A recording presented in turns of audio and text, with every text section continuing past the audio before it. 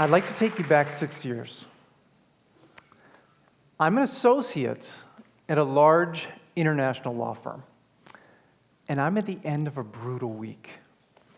It's about 8 p.m. on a Friday night, and all I can think about is getting out of this office. It's the last place in the world I want to be. I want to get home to my family. I haven't seen them all week. And I feel this rush of anxiety knowing that I've got to come back in tomorrow and finish this work. I'm on the train heading home. I'm feeling heavy with emotion. It seems like the buildings are moving in slow motion. And I think to myself, how did I get here? I implemented all the advice I was given. I got the good degrees. I got the good job. How come I feel such a lack of engagement and fulfillment in what I do? And is this ever going to change? What do I have to look forward to over the next 30 years of my life? Is it just a better commute, maybe a nicer suit? Am I ever going to feel engagement in what I do? I get to my station, and I can't remember where my car is parked. I wander around the parking lot. I think it must just be the stress, and then I remember where it is, so I turn to my car, and I see something on the ground exactly where my car was parked. I see this. And it's something that's unmistakably mine. It's a box that contained my son's, who has special needs, medical records. I had just taken them to a new doctor. Now that box containing those records is on the ground where my now stolen car used to be.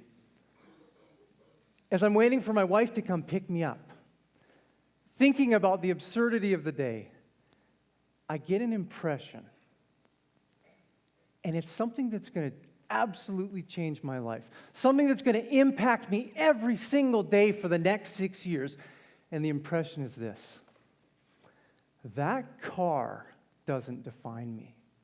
That car doesn't even fulfill me.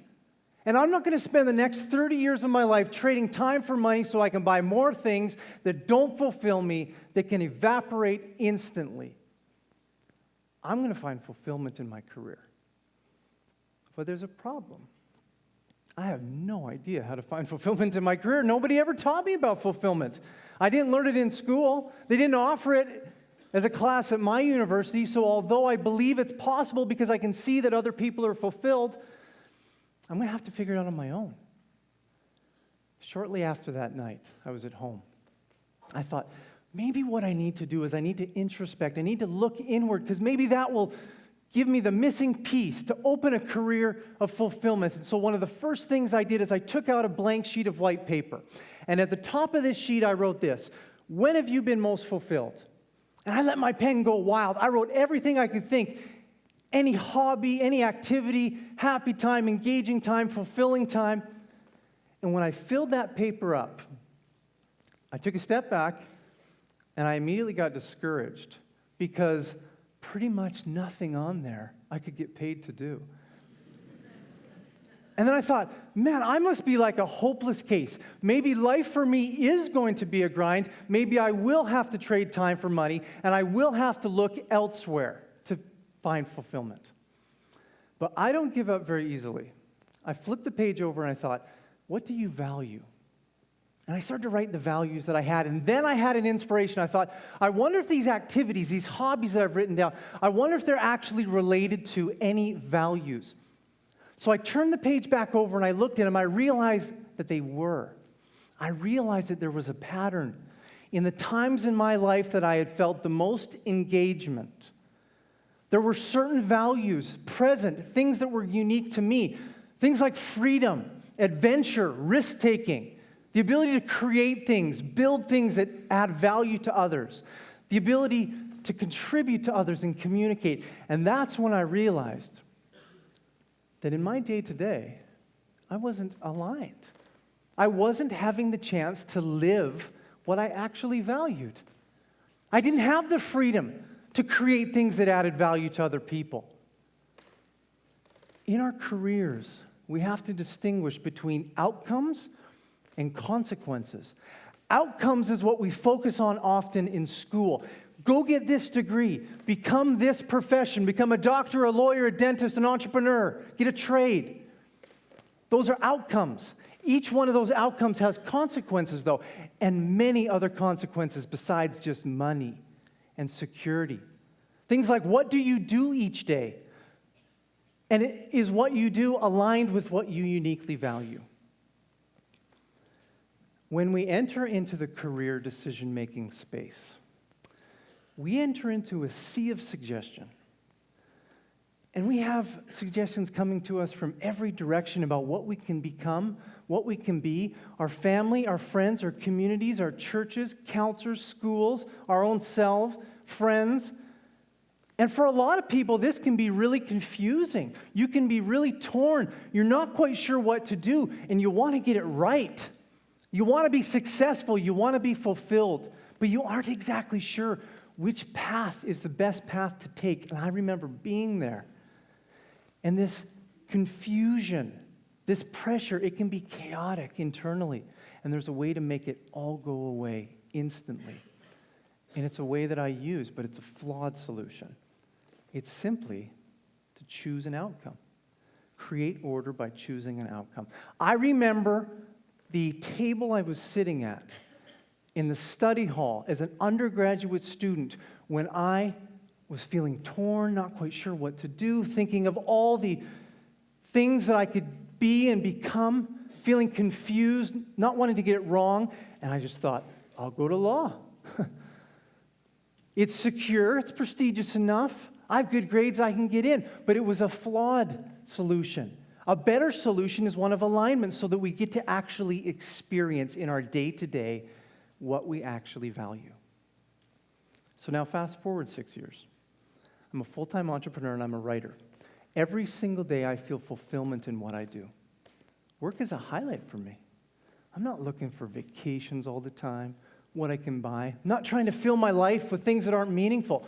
I feel engagement and passion in my work. And on a day-to-day basis, I have the freedom to create things that add value to others. I live with a sense of adventure and a sense of risk and a sense of discovery.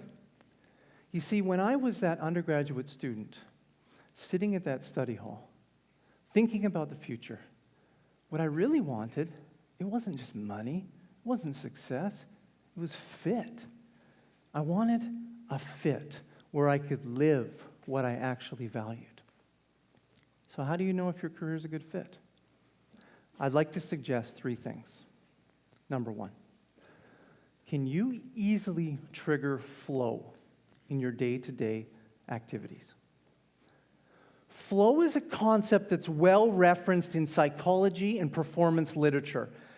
It's been described as that optimal human state, that state of energized focus, where all of our intention is directed at the pursuit of a specific task. And when we hit these flow states, the world seems to melt away. Time stands to stand still. Hunger subsides. We lose our sense of consciousness of the self. And we come out of these flow states feeling charged, feeling more complex, feeling like we have grown, and wanting to have these flow states again. I have found that when I'm living what I value, flow comes easily and flow comes often. But when I wasn't, I was constantly thinking about the end of the day, constantly thinking about the weekend if I had a weekend, constantly thinking about the vacation, and when that vacation finished up, dreading having to go back to work, feeling anxiety on Sunday nights, knowing that I've got to come back to the office on Monday. Point number 2. Are you easily motivated in your work? I'd like to create the contrast between 2 different forms of motivation. One I'm going to call push motivation, and the other I'm going to call pull motivation. Push motivation is what I experienced as a lawyer. Push motivation is that type of motivation that always requires something external, either an external reward that we are seeking or an external pain that we are trying to avoid. And we will dig in, and we will push, and we will affirm ourselves. We'll do what we need to do because we want that reward. We want that paycheck. We want that bonus. But here's the problem. When that reward no longer becomes compelling to us, and when we're no longer scared of that pain, we lose motivation. And you see this all the time with money. When money's our only reward, we get to the point where we have enough money, and we think, why am I doing this? I don't feel engagement. I don't feel passion when I do. Let's compare that to the other form of motivation, pull motivation. I call this pull motivation because I feel pulled by something greater than myself. I'm not entirely sure what it is, but I feel like I've tapped in to a larger sense of purpose. This is the type of motivation that doesn't need an external reward. This is the wake up early, stay up late, turn off the TV type of motivation just because you want to, because you feel engagement in what you're doing. This is the type of motivation that I feel when I'm living what I value. And the best part of this motivation is that you're not tied into the rewards all the time. You will do the actions for themselves. They are intrinsically beneficial to you.